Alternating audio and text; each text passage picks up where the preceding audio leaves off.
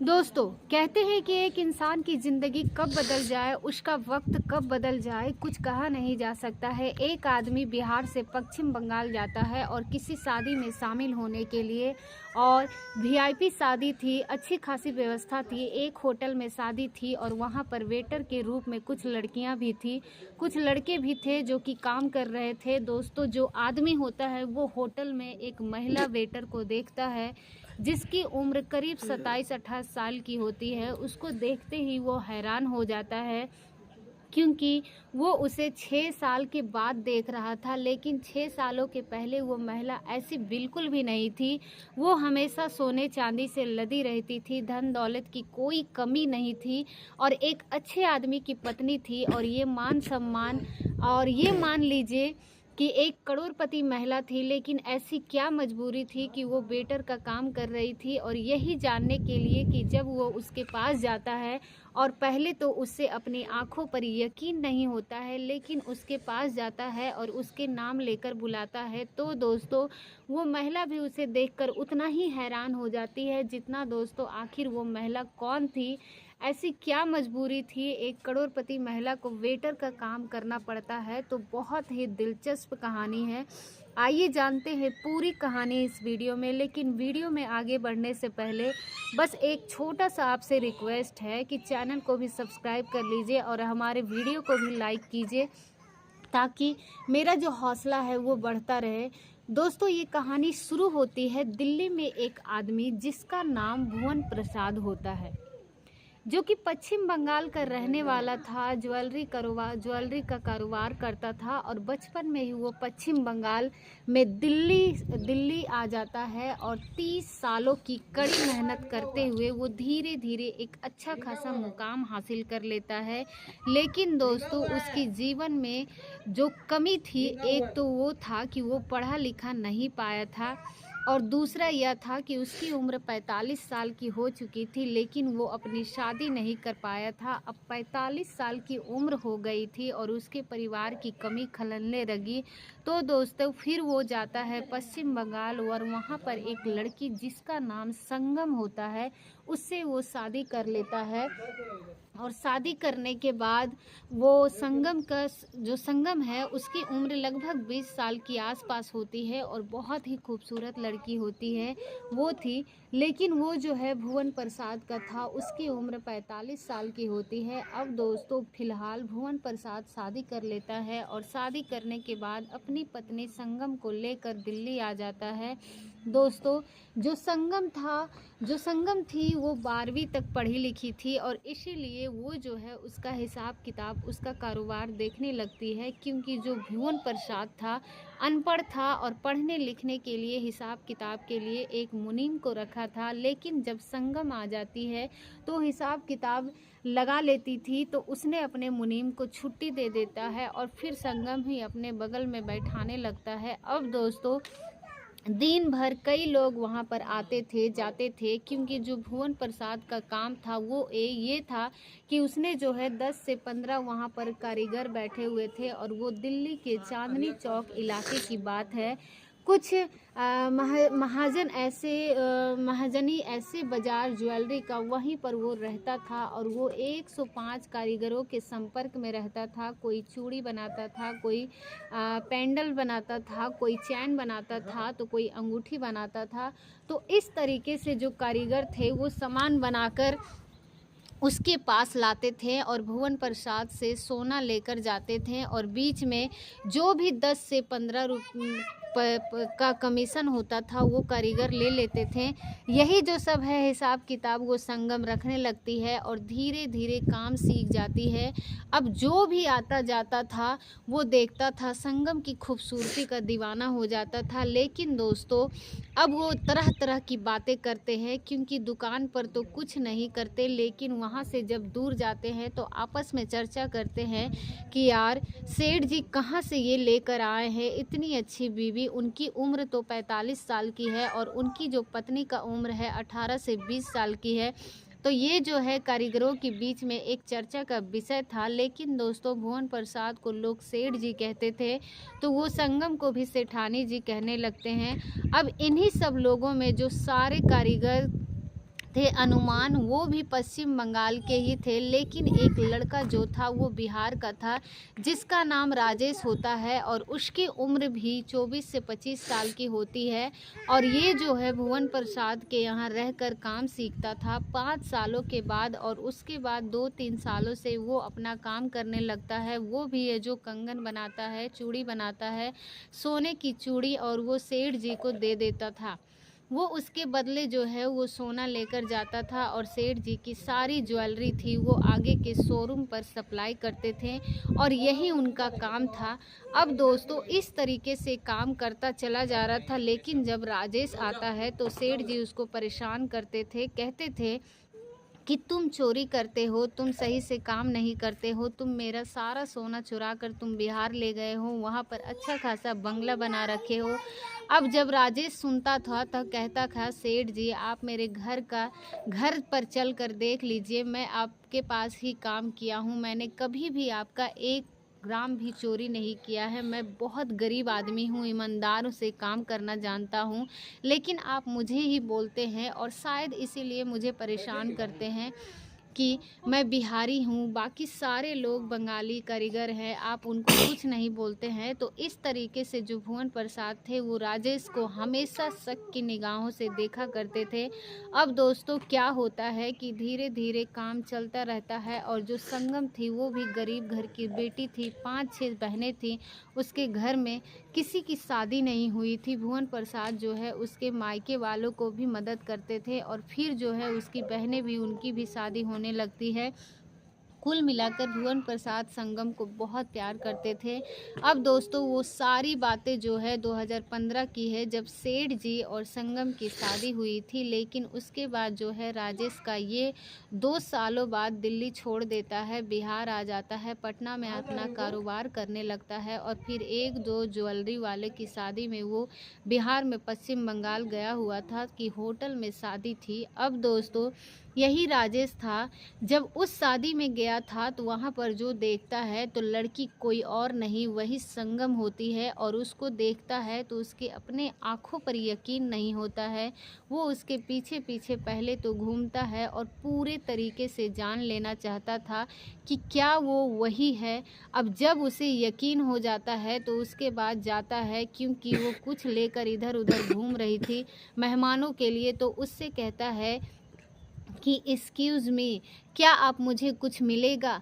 अब दोस्तों जैसे ही संगम उसके तरफ घूमती है तो वो राजेश को देखते हैरान हो जाती है, लेकिन फ़िलहाल वो अनजान बनने की कोशिश करती है। लेकिन दोस्तों उसको देखते उसके आँखों में आंसू आ जाते हैं, वो अपनी भावनाओं को रोक नहीं पाती है। उसके बाद ये कहता है कि सेठानी जी कैसी हैं आप, तो वो कुछ नहीं बोलती है, कहती है कि जैसी भी हूँ आप तो देख रहे हैं। अब दोस्तों संगम को लेकर राजेश के मन में हजारों सवाल उठ रहे थे कि आखिर 5-6 साल पहले इस तरीके से थी और आज ऐसे इसकी हालत हो गई। अब दोस्तों उसके बाद वो राजेश कुछ उठता है और उसके बाद जाकर एक जगह बैठ जाता है, और इधर उधर कोने में छुपकर जो राजेश था वो संगम को भी देख रहा था। और 1-2 घंटे जब बीत जाते हैं तो जब संगम अपने काम से फ्री होती है तो उसके बाद वो भी जाती है राजेश को ढूंढते हुए। राजेश जो है एक सोफे पे बैठा हुआ था, और जब उसके पास जाती है तो फिर कहती है कि कैसे हैं राजेश जी। वो कहता है मैं ठीक हूँ, लेकिन आप यहाँ क्या काम कर रही हैं, मेरी तो समझ में नहीं आ रहा है। वो कहती है कि पहले आप बताओ कि आप दिल्ली क्यों छोड़ दिए, आप कहाँ रहते हो, क्या आप कहीं और रहते हो दिल्ली में। तो कहता है कि नहीं, मैं दिल्ली में नहीं रहता हूँ, काम वगैरह सीख लिया था तो मैं अपने घर पर आकर काम ट्राई किया हूँ, तो मेरा काम चल रहा है, मैंने एक दुकान खोल दी है, अब यहीं पर अपना काम करता हूँ, तो कभी दिल्ली जाने की ज़रूरत ही नहीं हुई, सारा सामान जो है वो मुझे यहीं से मिल जाता है। और फिर राजेश कहता है लेकिन सेठानी जी आप बताइए अपने बारे, मुझे अपने बारे में जानना है। तो दोस्तों वो रोने लगती है और उसका हाथ पकड़ लेती है और कहती है कि जब मेरी शादी हुई सब कुछ ठीक ठाक चल रहा था, लेकिन 4 साल बीत गए, हमारा कोई बच्चा नहीं हुआ। तो एक दिन सेठ जी ने कहा कि चलो हरिद्वार चलते हैं और घूम फिर कर आ जाते हैं। नहा कर आते हैं। तो हम लोग कार से जा रहे थे और ड्राइवर कार चला रहा था, उसके बगल में सेठ जी बैठे थे और मुझे उल्टी आने लगी, चक्कर आने लगी। तो मैं एक जगह गाड़ी रुकवा कर गाड़ी से उतर गई और उसके बाद चूँकि सड़क के किनारे एक शीशम का पेड़ था, तो उसकी एक मोटी सी डाल थी, वो कार पर गिर जाती है और उसी के नीचे सेठ जी थे, वो ड्राइवर दोनों दब जाते हैं और मैं कार से बाहर ही थी, तो इसीलिए मैं बच गई। उसके बाद एक क्रेन बुलाई जाती है और वो डाल को उठाती है, लेकिन जो है वो गंभीर रूप से घायल हो चुके थे और वो बच नहीं पाते हैं।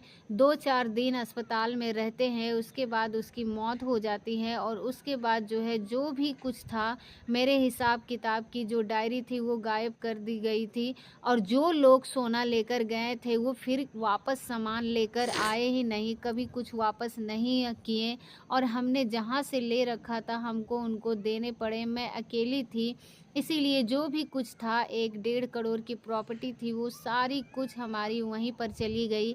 हमारे पास कुछ भी नहीं बचा, जो भी वो था वहाँ पर मैं लेकर अपने घर चली आई और जो मेरी बहनें बची थी उनकी शादी वगैरह कर दी। तो इसीलिए मैं यहाँ काम करने लगी हूँ और मैं आपको बता दूँ कि मैं शादी से पहले ये काम करती थी और सेठ जी को पता नहीं था। अगर उन्हें पता होता तो शायद वो शादी नहीं करते। उसके बाद मैं आई तो मेरे पास कोई चारा नहीं था, तो मैं फिर से यही काम करने लगी। लेकिन मैं सच बताऊं तो मैं आपको मिलना चाहती थी, आपको ढूंढ रही थी। राजेश कहता है कि बहुत बुरा हुआ, लेकिन आप मुझे क्यों ढूंढ रही थी? तो वो कहती है कि सेठ जी हमेशा कहते थे कि वो राजेश था, बहुत ईमानदार था, बहुत ईमानदारी से काम करता था और बहुत ही अच्छा था, आदमी था, बहुत अच्छा लड़का था और वो हमेशा आपकी तारीफ़ करते थे और आप जो घायल हो गए थे तो उनकी बचने की उम्मीद नहीं थी। तो उन्होंने मुझसे कहा था कि अगर कभी राजेश आएगा तो उसे जो है तुम मैनेजर बना देना, क्योंकि भगवान ने सब कुछ छीन लिया हमारा, सब कुछ बेईमानी हो गया, ऐसी कोई नौबत नहीं आई। लेकिन फिर भी मैं आपसे मिलना चाहती थी। फिर राजेश बोला कि लेकिन मुझे सेठ जी तो हमेशा परेशान करते थे कि मैं तो बेईमानी करता हूँ, मैं तो कहती थी, इसीलिए परेशान करते थे कि वो सिर्फ़ मस्ती करते थे और वो कहते थे कि इस बात पर तुम झला जाते थे और सेठ जी को भी उल्टा सीधा कह देते थे, तो सेठ जी तुम्हारे मुंह से सब कुछ अच्छा सुनना अच्छा लगता था, इसीलिए वो तुमसे मस्करी करते थे, मस्ती करते थे, लेकिन सेठ जी आपको बहुत याद करते थे। अब दोस्तों वो भी कहता है कि मैं भी सेठ जी को बहुत याद करता हूँ, उन्हीं से काम सीखा और फिर उनसे ही काम ही करने लगा। तो मैं थोड़ा बहुत मैंने कमाया था, उन्हीं से कमाया था, उन्होंने मेरी बहुत मदद की है। लेकिन मुझे बहुत अफ़सोस है कि उनके साथ ऐसा हुआ, लेकिन आप ऐसा क्यों कह रही हैं कि ये काम ख़राब है? सेठ जी को पता नहीं होता तो शादी नहीं करते। आखिर ईमानदारी से कर रही हैं, आप मेहनत कर रही हैं, कमा रही हैं, इनमें कौन सी बुराई है? संगम कहती है लेकिन हम लोगों का काम, क्योंकि मैं कैटरर्स से जुड़ी हूँ और कैटरर्स वाले जहाँ भी भेजते हैं रात को ही फंक्शन होता है, चाहे शादी हो या बर्थडे हो, कुछ भी हो। कुछ लोग जो है वो जो नशे में होते हैं और वो हमारे साथ बदतमीज़ी करते हैं, सब कुछ बर्दाश्त करना पड़ता है और इतना भी अच्छा काम नहीं है, लेकिन गुजारा करने के लिए करना पड़ता है। अब दोस्तों दोनों दुखी मन से बातें करते हुए बैठे थे, तभी जो है संगम कहती है कि आपने खाना खा लिया है? तो कहता है कि नहीं, मैंने खाना नहीं खाया, बस आपके ही बारे में सोच रहा हूँ तब से, इसीलिए भूख वगैरह लगी ही नहीं है।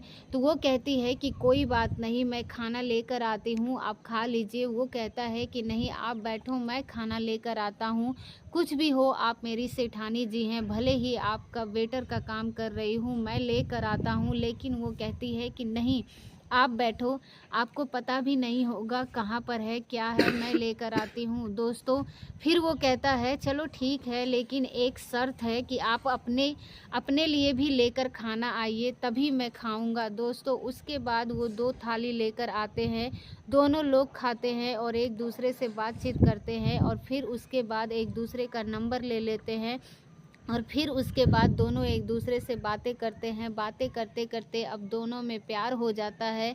तो एक दिन संगम ने कहा कि मैं आपको एक और बात बताना चाहती हूँ, लेकिन उस समय मैंने नहीं बताया क्योंकि मैं नहीं समझती थी बताना उचित।